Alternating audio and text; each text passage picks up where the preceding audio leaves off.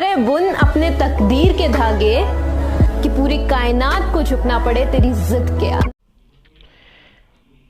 आधुनिक काल के इस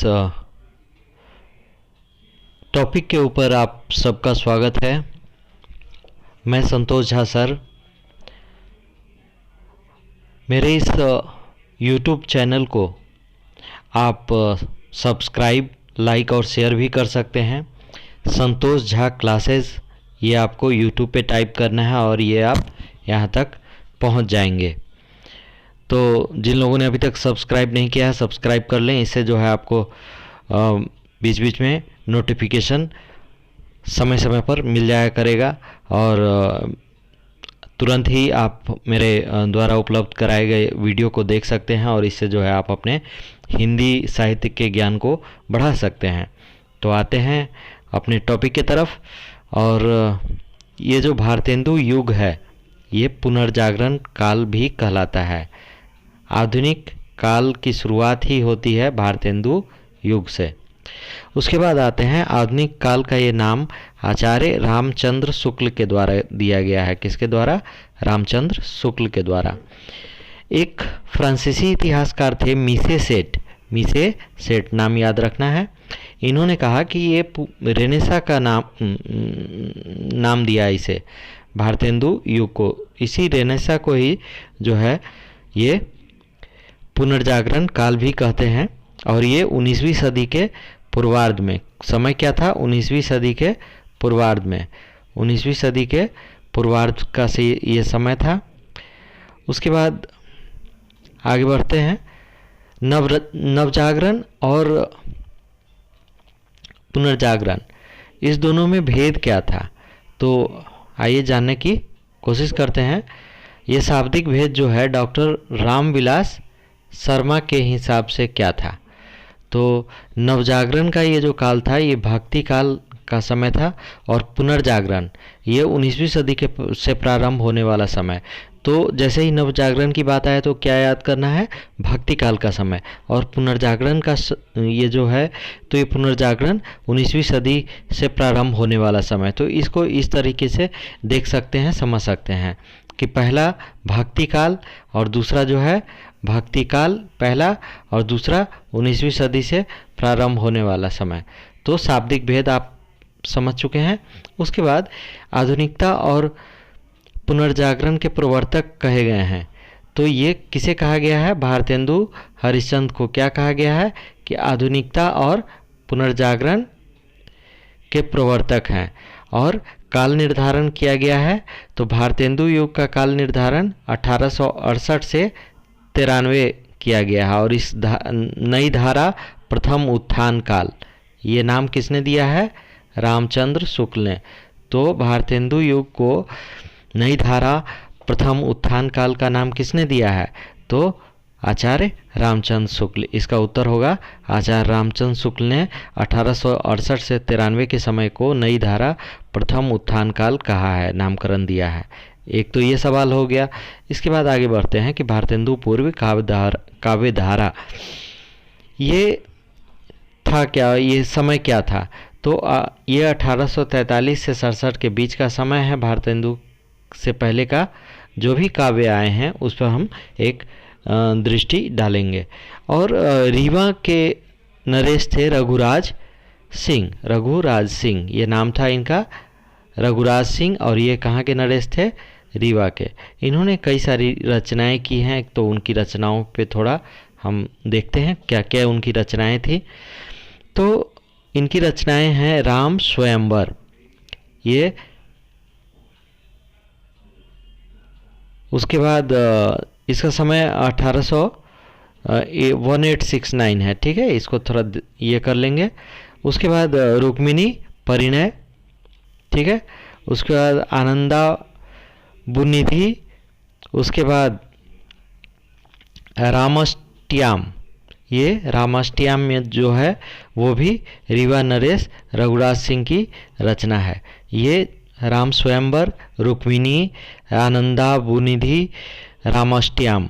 ठीक है, इसको याद रखेंगे। उसके बाद आते हैं रघुनाथ दास राम स्नेही।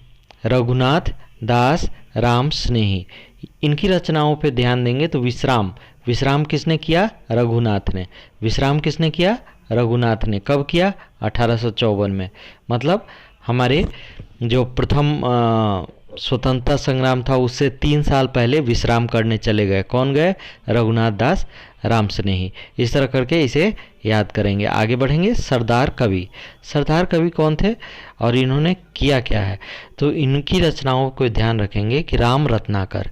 सरदार कवि ने क्या लिखा है? राम रत्नाकर।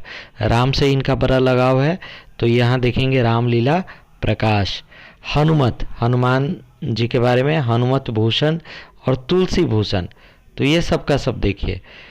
ये चारों रचनाएं राम के ऊपर है या फिर तुलसीदास ने क्या लिखा है? रामचरितमानस लिखा है। तो तुलसी भूषण किसने लिखा? याद करेंगे, सरदार कवि। तुलसी भूषण सरदार कवि, हनुमत भूषण सरदार कवि।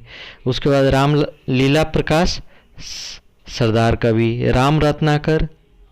ठीक है, ये याद रखना है कि ये चारों ही सरदार कवि के द्वारा लिखी गई रचना है। उसके बाद आते हैं ललित किशोरी। ये जो है इन्होंने क्या लिखा? तो इन्होंने स्फुट छंद लिखे हैं। इनका नाम कुंदन लाल भी था। किनका? ललित किशोरी का नाम क्या था? कुंदन लाल था। इन्होंने स्फुट छंद लिखे हैं। इसके आगे बढ़ते हैं और देखते हैं कि गोपाल चंद्र गिरधर दास, इन्होंने क्या क्या लिख दिया। तो गोपाल चंद्र गिरधर दास ने राधा के ऊपर, गोपाल है ना ये, तो ये राधा की बात करेंगे। फिर गोपाल स्तोत्र, फिर जरासंध वध, बलराम कथामृत, राम कथामृत। तो आप देखेंगे कि इन्होंने लिखा कई सारी रचनाएं। तो इन रचनाओं में जो है कभी राधा पे, कभी गोपाल पे, जरासंध वध, ठीक है। उसके बाद बलराम कथामृत, राम कथामृत। ये कथामृत इनके लास्ट में क्या है? कथामृत या स्तोत्र। तो स्तोत्र लिखने वाले राधा और गोपाल पर कौन है? गोपाल चंद गिरधर दास। ठीक है, नाम से ही समझ जाएंगे आप कि गोपाल चंद्र हैं।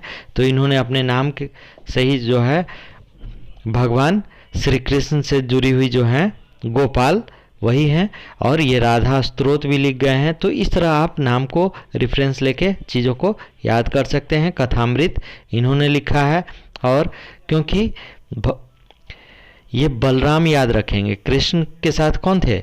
बलराम। तो यहाँ गोपाल भी है, बलराम भी है, राधा भी है।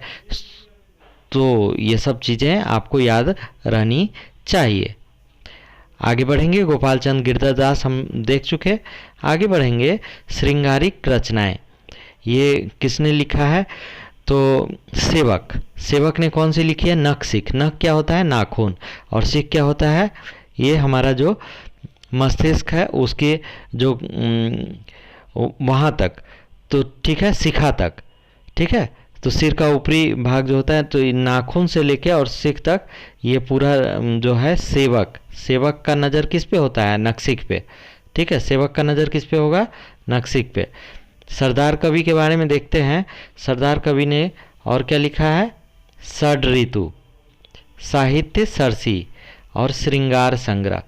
तो सरदार का नज़र किस पे था? श्रृंगार पे था। षड ऋतु मतलब वो जो ऋतु है अलग अलग समय की, उस पे है। साहित्य सरसी पे है, साहित्य सरसी, ये भी इनके नज़र में था। और चंद्रशेखर वाजपेयी ने लिखा है फिर से नखशिख, वही नाखून से लेके शिखा तक। और हमीर हट किसकी रचना है? चंद्रशेखर। ठीक है, ये चंद्रशेखर आज़ाद थे, वो अलग थे, ये तो आज़ादी वाले थे। और ये याद करेंगे चंद्रशेखर वाजपेयी थे, इन्होंने लिखा है हमीर हट और नखशिख। ठीक है, इस पे आ गए। अब जो है काव्य रीति निरूपण रचनाएं, ये क्या क्या हैं? तो इस पे देखेंगे रामदास ने कवि कल्प किसने लिखा है? राम ने क्या लिखा है? कल्प। और इन्हीं का नाम क्या था? राम का नाम राम तो वैसे भी राजकुमार ही थे, तो रामदास राजकुमार और इनका नाम हो गया, और कवि कल्पद्रुम इनकी 1844 की रचना है। अब आएंगे सेवक पे। तो सेवक ने क्या एक और रचना लिखी है, वाग विलास। वाग विलास लिखी है। उसके बाद गोपाल चंद गिरधर दास, अभी हमने उनकी रचनाओं पे बात भी की है। और इन्होंने और कौन सी रचना लिख दी है, रीति निरूपण का। तो रीति निरूपण का इन्होंने 2 रचनाएं लिखी हैं, भारती भूषण और छंदोवर्णन। छंदोवर्णन किसकी द्वारा लिखी गई है, गोपाल चंद गिरधर दास। आप अभी अभी देखा आपने कि गोपाल चंद गिरधर दास जिन्होंने कई सारी रचनाएं यहाँ लिखी थी, और राधा स्तोत्र, गोपाल स्तोत्र, तो इन्होंने ही आगे बढ़ के ये रचना भी लिख दी है। और भारती भूषण और छंदो वर्णन, लेकिन दोनों में फ़र्क है। फ़र्क क्या है कि ये रीति निरूपण रचना है, और वो जो ऊपर की रचनाएं थी वो ब्रज भाषा में थी, श्रृंगार की रचनाएं थी। तो यहाँ तक हमने देख लिया। अब आते हैं आगे, बैजनाथ द्विवेदी। इन्होंने क्या लिखा है बैजनाथ द्विवेदी ने, तो यहाँ पर आएंगे और देखेंगे सीताराम भरण मंजरी। क्या, सीताराम, बैजनाथ हैं, और क्या क्या लिख दिया है, सीताराम भरण, उद्दीपन श्रृंगार, राम रहस्य। ठीक है, तो समय का थोड़ा ध्यान रखेंगे आप। समय का अगर ध्यान रखेंगे, नेट का एग्ज़ाम दे रहे हैं, तो आपको थोड़ा ये ध्यान रखना है कि बैजनाथ द्विवेदी ने क्या क्या रचनाएं लिखी हैं। तो सबसे पहले आप याद रखेंगे 1864 में लिखा गया सीताराम भरण मंजरी। सीताराम भरण मंजरी जो है ये इनकी रचनाओं में प्रमुख रचना है। इसमें जो है राम के रहस्य को वो खोजना चाहते हैं। तो राम, पहले तो सीताराम की बात करने लग जाते हैं। सबसे शुरुआत में सीताराम भरण मंजरी हो गया, राम रहस्य हो गया, 1866 की ये रचना है। उसके बाद की जो सभी रचनाएं हैं वो आप समझिए कि 5 रचनाएं समझ लीजिए। 1867 की रचना है ये सारी की सारी, जिसमें है वृत्तनी, दोष, कदम्ब, उसके बाद अनुभव उल्लास, उसके बाद उद्दीपन श्रृंगार, फिर अनुभव उल्लास, फिर चित्राभरण। ठीक है, अनुभव को भी वो उल्लास में ही देखते हैं, और उद्दीपन किस वजह से, श्रृंगार की वजह से। उद्दीपन मतलब स्टिमुलस। अगर आप समझते हैं कि किसी वजह से जो हमें उकसावा मिलता है, तो उस तरह की चीज़ें जो है उद्दीपन श्रृंगार है। ये 1867 का है। उसी तरह से हमने देख लिया इनका पूरा का पूरा अनुभव उल्लास था, अनुभव को भी उल्लास से इन्होंने दिया। तो ये चीज़ें जो हैं अभी तक इन्होंने लिखा है। उसका लच्छीराम जो ब्रह्मभट्ट हैं, तो ये ब्रह्मभट्ट की रचनाओं पे आएंगे। और मानसिंहाष्टक, लक्ष्मी स्वर रत्नाकर, प्रताप रत्नाकर। ठीक है, आप देखें प्रेम रत्नाकर, रावणेश्वर कल्पतरु, कमलानंद कल्पतरु, ये सब लच्छीराम जिन्हें ब्रह्मभट्ट भी कहा गया है, इनकी रचनाएं हैं। वापस से देखते हैं मानसिंह। मानसिंह कौन, जो इनके रचना के मुख्य भूमिका में है, तो कौन है, मानसिंहाष्टक, प्रताप रत्नाकर, प्रेम रत्नाकर, लक्ष्मीश्वर रत्नाकर, उसके बाद रावणेश्वर कल्पतरु। रावणेश्वर कल्पतरु, इस रावणेश्वर यहाँ देख रहे हैं। उसके बाद कमलानंद कल्पतरु। ये सारे के सारे रचनाएं ये लच्छीराम के द्वारा लिखा गया है। तो मुझे लगता है कि इतनी जानकारी आज के लिए काफ़ी है। फिर मिलते हैं अगले टॉपिक पे। तब तक जय हिंद, जय भारत,